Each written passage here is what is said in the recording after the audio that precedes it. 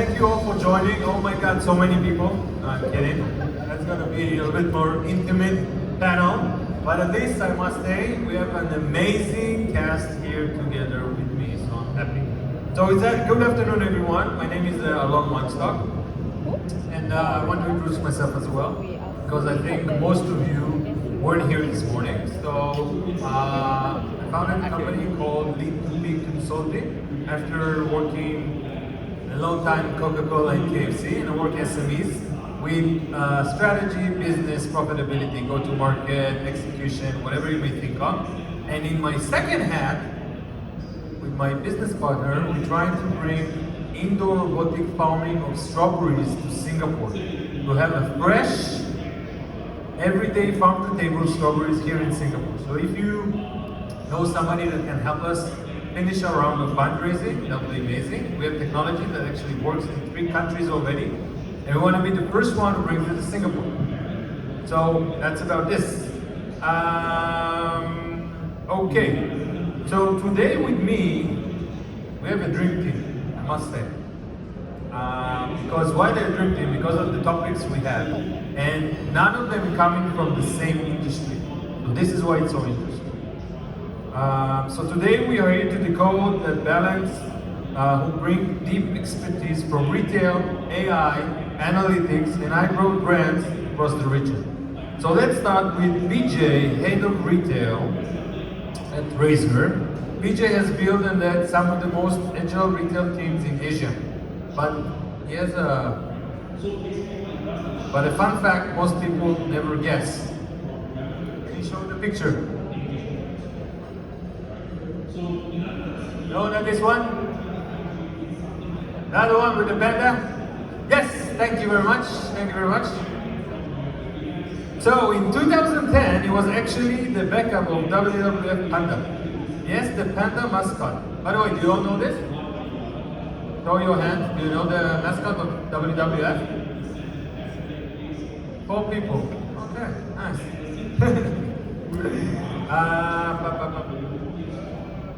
Yes, it was full suit, 0 ventilation, a crowd of kids who believed he was the real deal.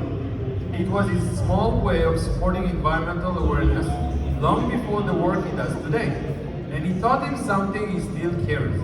Sometimes the most meaningful impact comes from stepping into a role no one sees, for a cause bigger than yourself. Give it up for Vijay.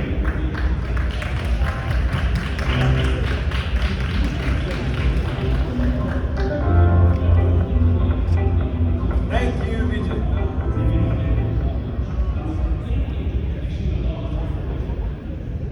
Good. Okay. Next, we have Professor Aleks. He's the CEO of SOMIN. Aleks' path has never been linear. You will see. In school, he was more of a troublemaker than a model student, but one thing shaped him early: performing. He began playing accordion. Now put the picture. The right one? Not this one? No. Thank you. Dude, come on.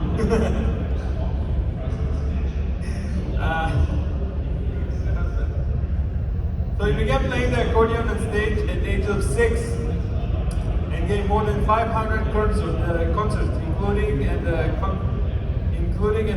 Esplanade and the National Museum. Oh my God. That experience taught him present confidence and how to read an audience. He later moved to Singapore to pursue his PhD at NUS, became a professor, and ultimately channeled his mix of technical depth and creative instinct into building an advertising technology company, shaping Asia's marketing landscape. Let's go, Aleks! Thank you. And last but not least, we have Imran, Regional Insights and Analytics Lead of Kellanova. Apart from leading insights and analytics across markets, Imran is also fast swing bowler who has played club level cricket in multiple countries. Yes, sharing a name with a legendary cricketer was never planned, though it certainly comes with unfair expectations from his teammates. Off the field, he brings the same precision, timing, and discipline, coding human behavior and business strategy. Yes, give it up for Imran. I'll be honest, because we're really intimate, He wasn't able to send us a cool picture, but imagine him playing cricket. Okay, can you put my picture then? Thank you. Everybody saw it. So, fun fact about me. I used to be a jet ski instructor for 2 years in the US, in a Great Lake, teaching US American kids how to jet ski. That was amazing time for me as well. Thank you. Now, the other one. By the way, somebody wants to share a fun fact about himself? Okay, think about it by the end of the panel, maybe. Come on, come on. We need some engagement. Okay, so we're going to start with the fast round, guys, okay? To kick things off, what is the recent campaign that named the balance between brand storytelling and performance? Something that inspired you because it's creative power or its business impact. Aleks, you're first. I think in the UK there is a chewing gum called Extra, and when we used to think about Extra, it's fresh breeze and white teas and all that. Apparently they did a research and figured out that chewing helps us to relax, and they are now communicating chewing gum as a stress relief tool for teenagers. So if you will see the recent banners that they're on and all this UGC content with creators, there will be somebody doing like a very messy school notes, and then they start chewing the chewing gum, and then they become very structured, and then they get straight A.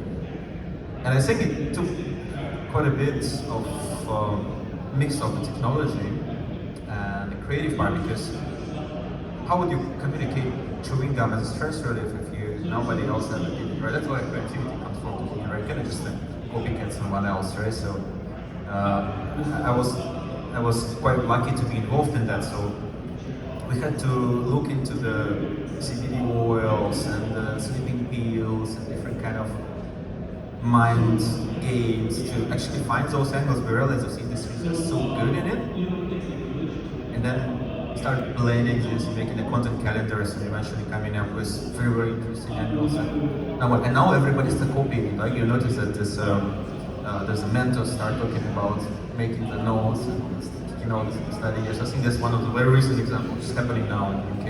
Okay, cool. Vijay, you have something in mind? Yeah, so for me, I used to work in Nike, and now I'm in Razer. You used to work in Nike? How come I didn't know that? I'm a big fan. I'm kidding. I should put it in the slides. Yeah, so it's a 2012 Find Your Greatness campaign, and right now in Razer we're doing the This is Esports. But the key thing about this campaign are that it is authentic storytelling. So when you tell an authentic story, that's when your campaign is successful. Nice, I like it. Okay, we have a surprise for you guys. Guys, can you play the video? Please. Can you lower the light?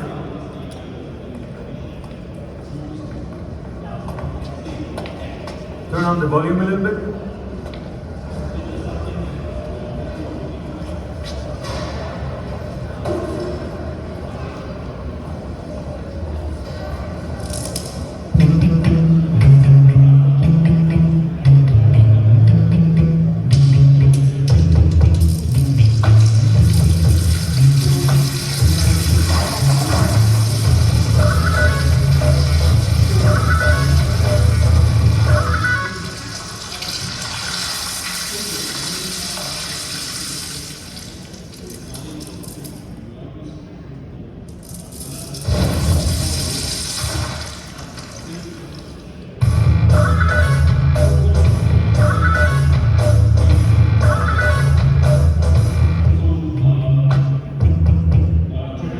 Imran, tell us something about this campaign.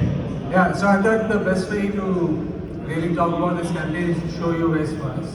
So, I mean, just for a context, this is for a brand in India which is similar to M&M's. It was positioned for kids, and the reason I think this was on brand and performance, because with this campaign we tried to move the positioning from kids to teens. and they like, you know, more evolved humor, I must say.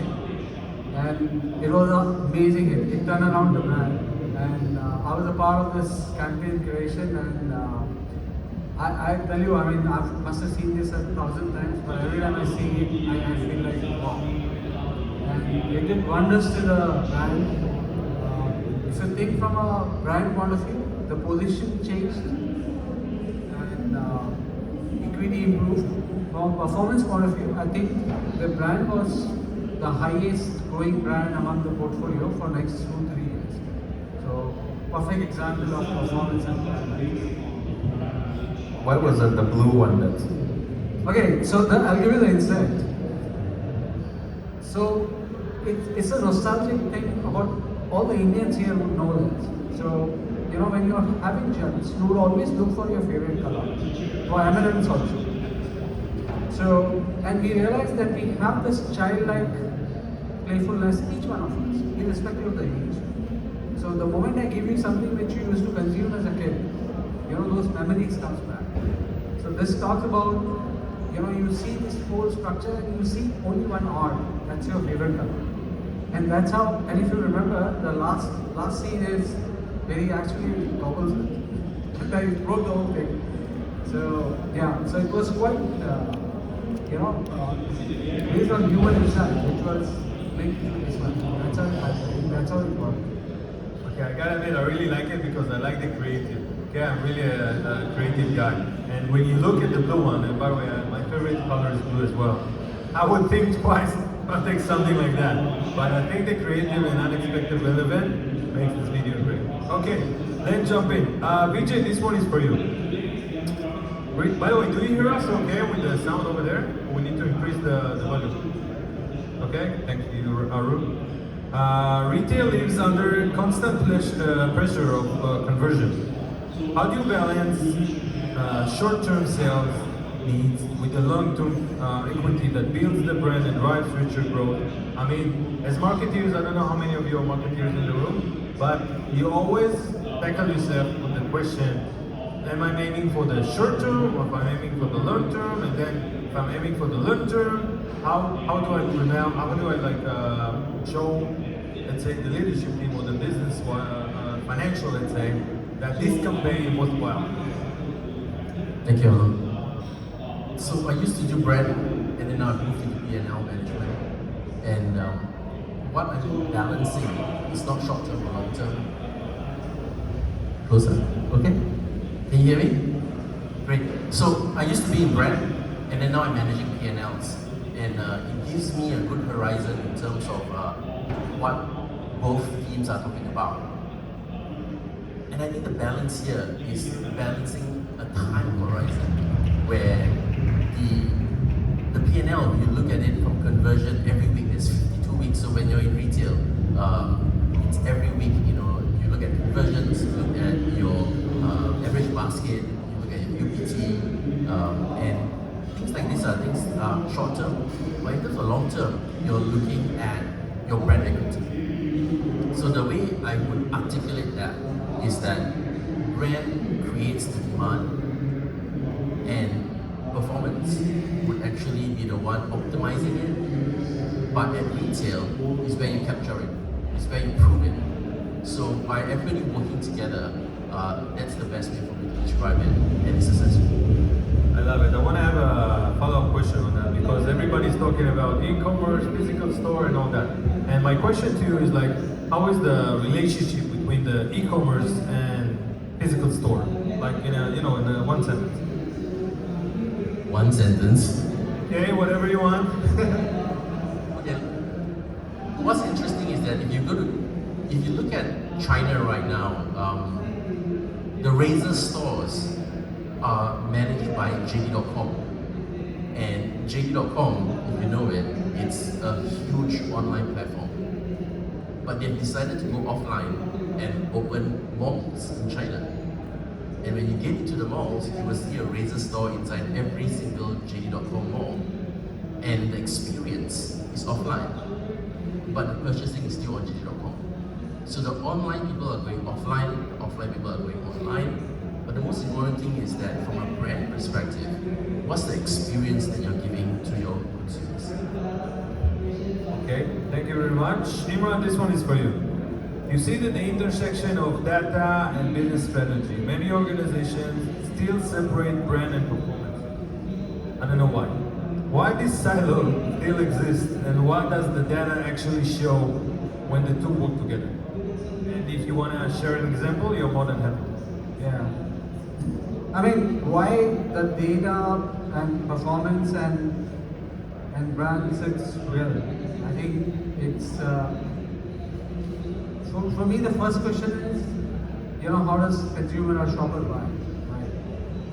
Right. When I go back to the fundamental first principles, it's a mental availability and physical availability. Exactly what Vijaya was talking about.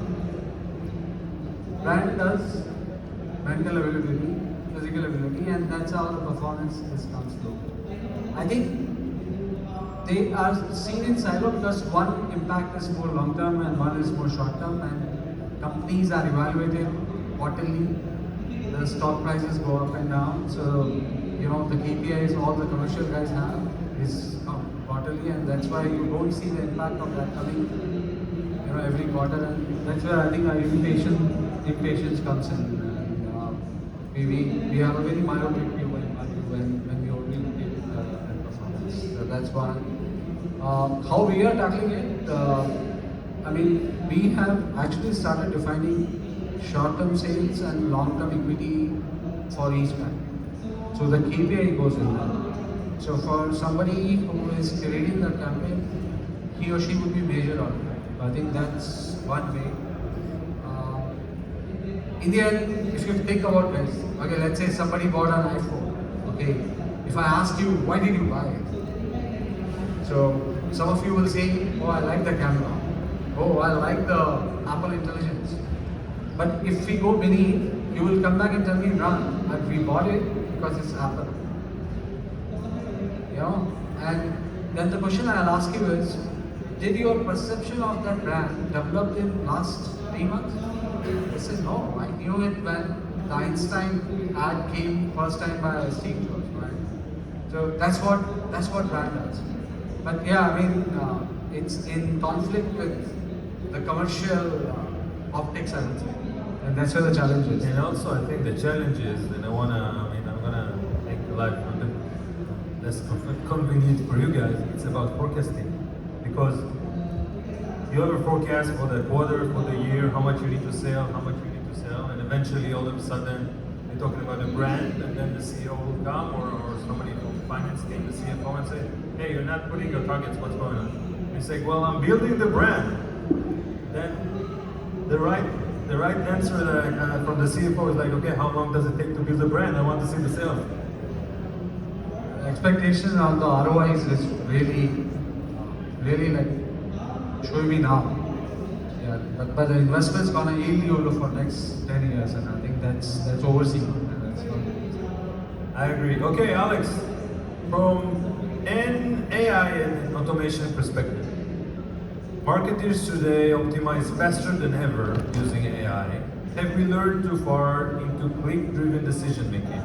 How do we prevent automation from eroding creative storytelling that we only saw like a few minutes ago, and keep tech as amplifier and not a replacement?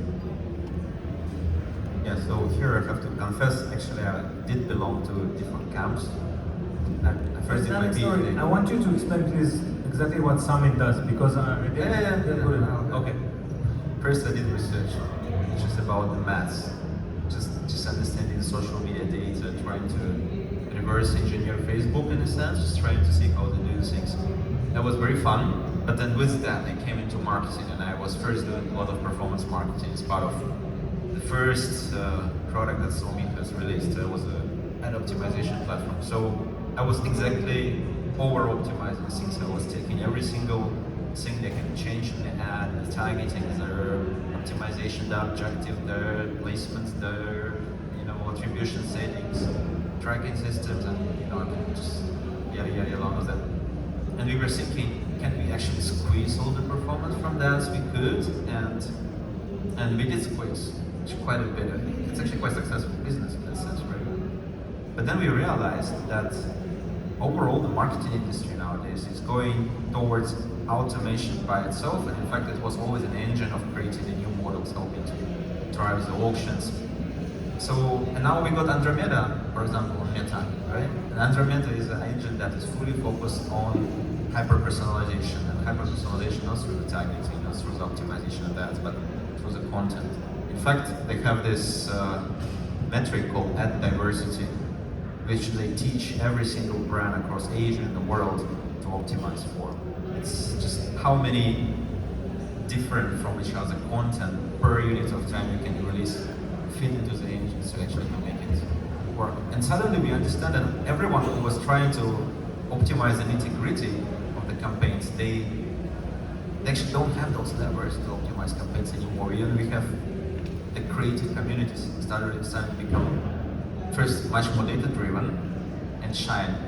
Ultimately, I think the biggest problem is that these are still the two communities, and it just simply doesn't work this way, and they used to be one. And then they split, and I see that they actually start merging back. And it's all happening under the source of data science and AI, where marketers actually become, this is the future marketer. Yeah, somebody actually very technical, somebody very data type of person who actually can look into the data and enable this creative part of their brain or whatever experience to actually come up with ideas that you just seen. And only this way gonna work. Everything else, in my opinion, gonna be replaced. I'm not gonna mention by what. Yeah, we all know. Okay, this is my follow-up question though. Do you think like eventually we won't need any marketeers in the room? Eventually the AI will do everything for us? From marketing point of view? Yeah, well, those who wouldn't adopt AI, I think yes. We are becoming their managers of it. It's something that empowers us. It's actually something that makes us 1 level, 2 levels, 10 levels better, faster, creative. But it doesn't make mistakes like humans do. And that's the most beautiful thing in creative humans. We make mistakes in an unpredictable manner. That's why we will be the one building this kind of campaigns, not AI. But to get the fuel, the creative fuel, is all the systems around. And this is exactly what SOMIN is doing now. We build a system that supply creative fuel to marketers we don't exploit, because that's, I think, the vision that very much the whole world is adopting nowadays. Help humans, not replace humans, right? Not replace humans, definitely. And I gotta admit, I mean, how many of you are doing your creative using GPT, Claude, or Gemini? Hands up, come on, don't be shy. Thank you, one honest person in the crowd. Seriously, guys, come on. Even a post on LinkedIn, you don't use GPT, you don't use Gemini to help you draft it? Nobody? Oh, another honest person, thank you very much. Come on, everybody is using GPT, everybody using Gemini. It's no shame, but I'll tell you what the problem is. That, especially, for example, for SMEs, which I work a lot for the past 3 years, they think that's the best thing that can be done. But if AI would write our creative, we wouldn't see videos like Imran just shared. Because it's gonna be like obvious things. And people today, well, they screen so many, like after 1.5 seconds, if I'm not wrong. 1.5 and 2 seconds, they decided to continue scrolling. I think after they release that campaign, we will see a lot of videos like that.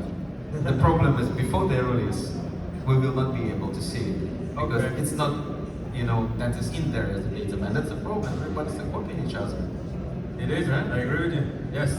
Okay, let me jump to organizing teams, KPIs, and culture a little bit, because actually it's a diverse region. So Vijay, this one's for you.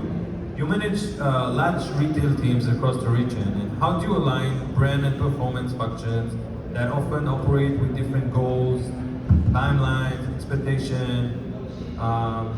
What is the answer from your point of view? Thank you, Alon. I think the main thing is that we need to have a shared goal. We need to have a shared mission. That's the most important thing. Once you have two teams, you know, it's like if the brand team's KPI or the brand team's OKR is different from the retail team, it's different from any other functions, then you know it's game over. So you need to make sure that you speak the same language. So even if you have a global team, like we are running a global team all across the world, from traditional Chinese in Taiwan and Hong Kong to simplified Chinese in Singapore and China. Even the English in UK and the English in the US is different. But we speak the same language. So for Razer, it's for gamers, by gamers. And are we serving the gamers?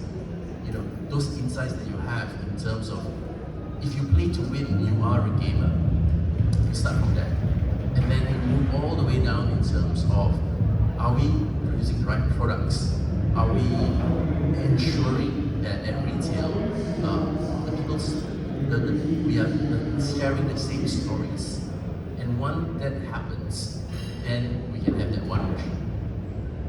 So in summary, once the teams are not, when the teams are saying that your KPI is different from my KPI, that's when everything breaks down.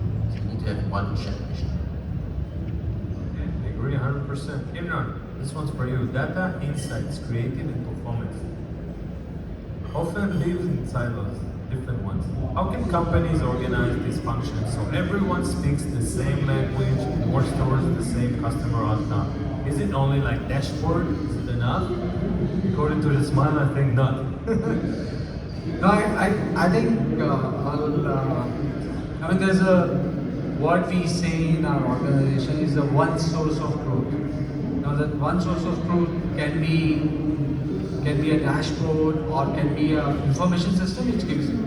I think it links back to the point what Vijay is saying. So if let's say we all of us are in the organization and each one of our roles links to a common thing, and that's the alignment which we need. And I think that's how we have integrated different data, because from a technical point of view we can integrate the data, but eventually when a leader is seeing it, it has to connect to a common KPI for all of us. And I think how I see it is when you have a same KPI. So let me give you an example. Like for marketing, for sales, and let's say one more function could be HR, right? I mean, each one of them does different things in the organization, but if they are all chasing the growth, let's say, for revenue or this one, and their respective goals links to that, I think that's when the synergy comes in. It's much easier said than done. I think organizations are working on it. Yes, definitely. I think, by the way, if you ask me, it's around most of the meeting rooms in the big corporations. I know it because each and every department has different pockets, and it starts from there. And if somebody, for example, in your role and in your role, will sit at the higher level and say, okay, guys, that's a problem. Let's see how we can fix it. This is only the beginning, the first step of the solution, not too late. Aleks, you have an interesting story because you started up as an agency and you said, okay, it's nice, but now we can do something much more better, right? And you have state-of-the-art product. Maybe you can tell a little bit for the audience what is your product does. And explain the journey, like what lead to the change and how do you see the relationship between brand, product, data, and agency? Because I know for firsthand that, let's say, 10 to 12 years ago, the relationship between the agency and the brand were like this. But today, a lot of the things are going inside, like companies do by themselves, especially with the help of AI that we talked about. Help me understand that. Yeah, so I just came back from Dublin. I was giving a talk. Will AI make agencies obsolete? Obsolete. That was the name of my talk in Dublin. It was an AI conference. There was no many agencies in the audience that's still alive. Yeah. Actually, the answer was it will not. But the agencies have to become AI agencies. They have to be professional implementers of it. They have to be the early adopters of every single thing out there and actually putting that in place. In reality, very often happening that agencies are optimizing for margins and more like playing with the unit economics of the cost of the resource, the people they have, and the service they deliver. And that's probably one of the biggest reasons of the tension you just mentioned. One of the biggest reasons why relationship is getting It's hours sometimes. That's why agencies get replaced. And average and tenure, by the way, in Singapore is 6 months. 6 months. What you can do in 6 months? What you can decide in 6 months, right? So why we decided not to be an agency and why we haven't regretted not to be an agency. When you do all these services and you rely on people, even that is very, very automated, ultimately, that's not type of an impact that I was always looking as an entrepreneur. I did learn a lot of things. We reverse engineer Facebook and Google and all the auction stuff. And now we're giving talks in the AI conferences where Facebook and Google is our audience. But ultimately, this is just me and a bunch of people around, right? How do you make it bigger? Ultimately, how do you make the marketer a better marketer? That's type of the task we were feeling obligated to solve. Because to the end, we are computer scientists, we are one of the leading groups in AI for marketing. Then, shall we build the agency with all this expertise? Or shall we, pay this back to the society and really contribute? So we were calculating and figuring out all the struggles, all the things that made us cry, made us prepare a pitch in the middle of the night just before the deadline. And we consolidated all this and we figured out that the one thing that we had an issue with is a true insights. Like if you ask some marketer and they prepare a 10-page report and spend 15 minutes on the first 9 pages with the data and then the rest 3 hours on the last page, which is the next step, which is the insight. So we thought, how do we automate this thing with large language models? So we built a platform that helps marketers to pool everyone's ads in the industry, brand, competitors, creators, affiliate brand, just like Extra's case with a mental relief problem. And then you use large language models to break it down into all these concepts that marketers care. The tone of voice, the brand archetype, performance will care, the clickability, click-through rates, and others will care, the interest, audience, etc. And it's very important that last time we had to train learning models to come up with these categories, whether it's a joyful ad or a sad ad. But with large language models, we actually don't need to do so anymore. So we can build these kind of systems that very fast can break down ads into ads on the low funnel, the middle funnel, the top funnel, happy ads versus sad ads, awareness ads versus tactical ads, and tons of different parameters. And then you can merge it with the panel data, which is very important as well. There's a couple of panel companies out there. They collect the data about the market, but how do you know whether brands actually communicate to that audience and vice versa? Now you can do it automatically. And what you can do is you can come up with narratives, because you can apply all those marketing theories, and you can do it automatically. So if marketers can access to this kind of data, do you think they could be actually replaced? I don't think so. The problem is how fast you can get to it. So we managed to make it to be 13 minutes instead of 3 weeks. And we think that maybe AI can follow you in every single step of your journey, so that agencies don't need to make up things, but they can just genuinely see what's happening and actually advise the brand. Brand can also not just trust, but look at the data, lots of data that they have, and they don't know how to manage sometimes, right? Unless they have somebody like you, right? And now we have systems that are actually able to break it down for them, connect them to it, become almost like one team. And this is the future that I'm imagining, and I think it's actually working already. And it's really great. Okay, thank you for that. Okay, last question. By the way, if somebody has a question from the audience, please let us know. And any questions from the QR code. But if you have any questions, please put away. Just raise your hand. We're intimate here. Last question. Let's say to Imran now. Let's talk about budget. If you had to allocate budget for the ideal blended campaign, how would it build and why? And if you would like to say what's the number gonna be, this is also okay. Yeah, numbers I can't share. I mean, the principle is more towards working media than non-working.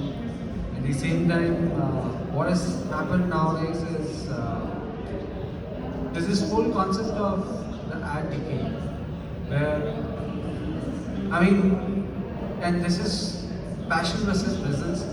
So So a lot of marketers I've seen are very, very passionate about creating new communication every 6 months. But if you'll ask me, you need to air it for 2 years to really get a juice out of it. That's data, by the way. I'm not saying it, it's a data. But I think that's where this whole conversation about if you have $100, how much you're going to put it on the working media and the non-working media. And I think the proportion has to skew towards more working media to get better efficiencies. Especially with influencers now and all this, let's say, different media, right? Yeah, absolutely. And what is happening is, in a way, this whole media is becoming more expensive. Everybody is thinking that there's more ways to reach to consumer, but in reality, what's happening is you're creating a lot of clutter. So it's very difficult to say my point to you in small dollars. So it's becoming expensive to really reach consumers and communicate the brand promise. I agree with 100% what you said, because think about it, the number of platforms we used to have in the past, the number of platforms we have today, and what we need to do in able to get to a, let's say, a good average reach. So all the budgets supposed to be, and the number of campaigns, big campaigns that you're eventually going to have, getting smaller because the budget hasn't changed dramatically. In fact, it's going down every year. That's not good for agencies, for us as well. Vijay, what do you think? Budgets.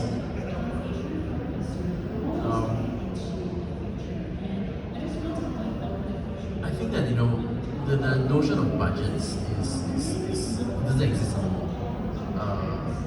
When I used to be a marketeer, right, that's the most important thing. But right now, it's much bigger than that. It's about your top line, it's about your bottom line, and how much you want to invest into it. And I think that you cannot silo it as marketing anymore.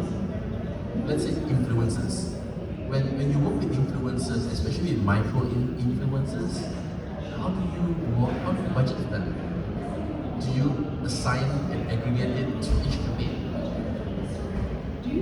If you sponsor an esports athlete and he wins a world championship, how do you aggregate that? Because he's the face of the brand. So I think that when it comes to budgets, it's more looking at efficiencies so that you don't overspend, so that the P&L is healthy. But I think it's overall, right, the allocation of resources, and with AI as well. Right now, I don't think it's about replacing, but I think with AI right now is that how can we leverage on AI to make whatever that we are doing right now better? How can we optimize it right now? Like in our company right now, we are told to use AI. And if you have a great idea with AI, the company will fund it. So we are encouraged to actually use AI. At a recent town hall that we had, we actually have now AI as so it's growth, it's profitability, and it's AI. So we are embracing. Do you think it should be like this? I think AI should be one of the parameters that you check using or not. The way that we are looking at AI is very different. The way we are looking at AI is that we are now an AI company. So case in point, earlier this year we launched 2 products, AI products as a beta. The first one is how can we help game developers do their chats. So this is very mundane work, right? So for example, if you play computer games and you shouldn't be running through the wall, but somebody has to check every single wall. So it used to be manual, and somebody actually plays the game over and over again and says, oh, there's a mistake here, oh, there's a mistake there. So right now is that we are actually creating AI to help game developers overcome that. So that's something that we monetize, that's something that we work directly, it's like a B2B. But the other project is really, really interesting. So if anybody plays Wukong, we have an AI coach, and it's free.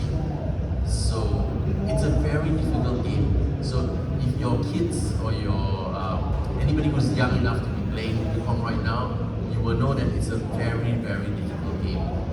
So Razer creates an AI coach that will actually, when you hear it, it tells you what to do. It's a personal coach, it's like a one-on-one coach, and it helps you. So yeah, AI is your friend. Cool. Alex, last question to you and then we wrap it up. I think we are measuring too many things. And sometimes when you have too much data, you get lost on the way. What do you measure? How do you measure it? And I see Honey from a research company as well. It's crazy. So how do you manage it from your perspective? What do you need to look at? I think you need to make sure what you want to achieve, and you have to be very clear about it. Not exactly what you want to achieve, but what you could achieve. And then the metrics that you're measuring has to be directly related to this. We like to call it in startups even one metrics that matters. It has to be one or two, and that's it. It has to be very focused. You need to know why that particular metric help you to achieve the goal that you have. It could be awareness goal, it could be performance goal, and if it's not just your dream, but something that actually is achievable, is a stretch goal within a couple of months, that's a very good way forward to focus on that. I'm bringing it from the performance marketing perspective. I've seen a lot of brands that have taken from the ceiling or from the HQ KPIs, keep firing agencies and CMOs and never achieving this, and actually, in fact, staying on the same spot. And I've seen very humble companies that setting up KPIs, achieving them every time, and actually moving forward, and then over a couple of years become one of the strongest performance teams in Asia.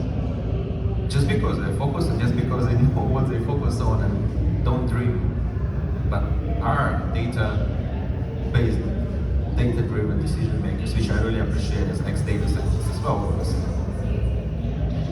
Okay, guys, these are up. Do you have any questions from the audience? Okay, no. Thank you very much. And please, that was my fellow. Thank you.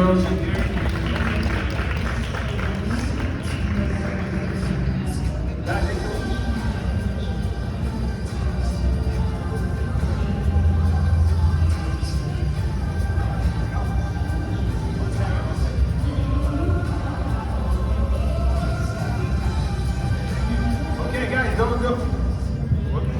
Don't go. We have an amazing panel with 3 amazing ladies coming right up. Guys, thank you very much. Appreciate that.